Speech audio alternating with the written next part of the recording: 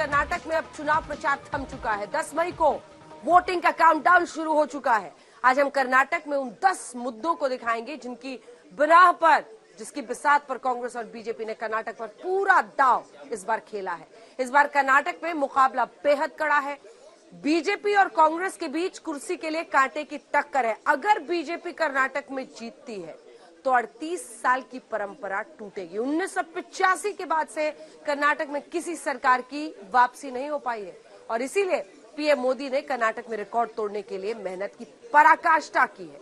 हम आपको बता दें कि प्रधानमंत्री बनने के बाद मोदी ने इस साल सबसे ज्यादा कर्नाटक का दौरा किया है और जिस तरह से पीएम मोदी ने कांग्रेस पर हमले किए हैं, ऐसे में बीजेपी दावा कर रही है कि मोदी ने कर्नाटक में हवा का रुख बदल दिया।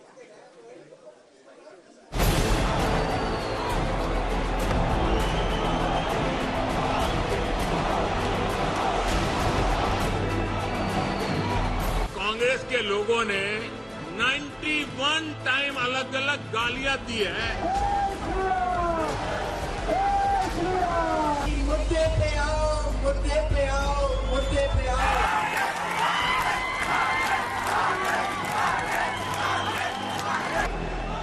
गांधी परिवार पूरा हमेशा मोदी जी का अपमान करता है।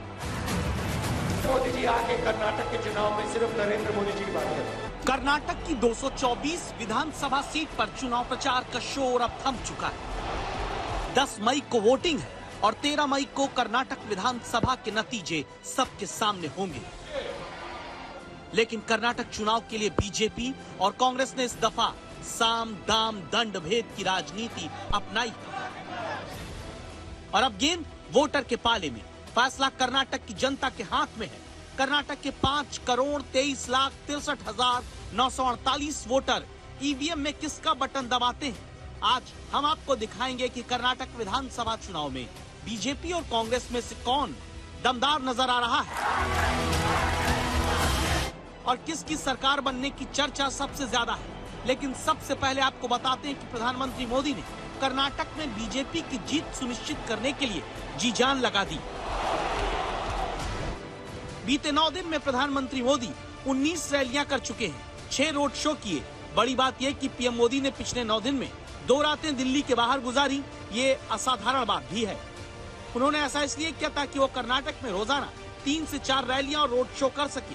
पीएम मोदी का कर्नाटक पर इतना ज्यादा फोकस इसलिए भी अहम है क्योंकि वो उस राज्य में अपनी पार्टी की किस्मत बदलना चाहते हैं जहां 1985 के बाद से कोई सत्ताधारी दल दोबारा सत्ता में वापसी नहीं कर सका। बजरंग बली की। ये चुनाव अभियान इस लिहाज से भी अहम है क्योंकि पहला चुनाव है जब कर्नाटक में बीजेपी के सबसे बड़े नेता बीएस येदियुरप्पा पार्टी के चुनाव अभियान का नेतृत्व नहीं कर रहे। हम आपको बता दें कि येदियुरप्पा ने अपने दम पर 2008 में पार्टी को सत्ता दिलाई थी और साल 2018 में त्रिशंकु विधानसभा के बाद 2019 में पार्टी की सरकार बनाने में अहम भूमिका भी निभाई थी। 2018 के चुनाव में बीजेपी को 104, कांग्रेस को 80 और जेडीएस को 37 सीट मिली थी। 2013 के चुनाव में बीजेपी को 40, कांग्रेस को 122, जेडीएस को 40 सीट मिली थी। 2008 के चुनाव में बीजेपी ने 110, कांग्रेस ने 80 और जेडीएस ने 27 सीट जीती थी। लेकिन इस बार 113 के जादुई आंकड़े तक पहुंचने के लिए प्रधानमंत्री मोदी ने कांग्रेस पर मुद्दों की जबरदस्त चढ़ाई की। आज हम आपको वो 10 मुद्दे दिखाएंगे जिन पर बीजेपी और कांग्रेस में जोरदार भिड़ंत हुई और क्या ये 10 मुद्दे इस बार कर्नाटक के चुनाव का फैसला कर सकते हैं। मुद्दा नंबर 1, बजरंग बली। बजरंग बली की। कांग्रेस ने अपने मैनिफेस्टो में हिंदू संगठन बजरंग दल को बैन करने की बात कही तो पीएम मोदी ने इसे मुद्दा बनाकर बजरंग बली से जोड़ा। हर रैली में जय बजरंग बली का नारा लगाना शुरू कर दिया। बजरंग बली की। कांग्रेस पार्टी ने अपने मैनिफेस्टो में बजरंग बली को ताने में बंद करने का निर्णय किया है। पहले प्रभु श्री राम को ताले में बंद किया। अयोध्या के मंदिर में ताला खुलवाने का काम तो राजीव गांधी ने किया था, तो कितना झूठ बोलेंगे प्रधानमंत्री के रूप में। जब पोलिंग बूथ में बटन दबाओ ना, तब जय बजरंग बली बोल करके सजा दे देना इनको। पीएम मोदी ने कर्नाटक में बजरंग बली का ऐसा नारा लगाया कि पूरे कर्नाटक में बीजेपी और बजरंग दल के कार्यकर्ता हनुमान चालीसा का पाठ करने लगे। कर्नाटक का चुनाव पलटने की कोशिश इसी मुद्दे से होने लगी।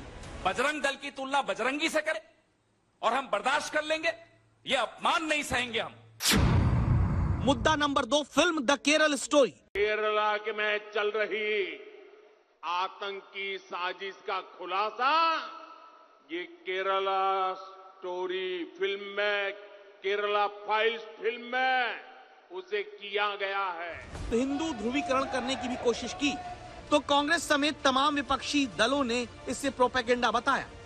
अब प्रधानमंत्री एक्टर के साथ साथ पिक्चर के प्रोमोटर भी बन गए। एक देश का प्रधानमंत्री जो अंबेडकर के बनाए हुए संविधान पर ओथ लेता है, 130 करोड़ जनता का प्रधानमंत्री है, और एक पिक्चर को प्रमोट करते वो भी झूठी। बीजेपी दक्षिण भारत में अपना गढ़ बचाने की कोशिश में जुटी है, तो वहीं बीजेपी से सत्ता छीनने के लिए कांग्रेस अपनी ओर से कड़ी मेहनत कर रही है। और कांग्रेस अध्यक्ष मल्लिकार्जुन खड़गे के लिए भी कर्नाटक चुनाव प्रतिष्ठा की लड़ाई बन गया है। आज तक ब्यूरो।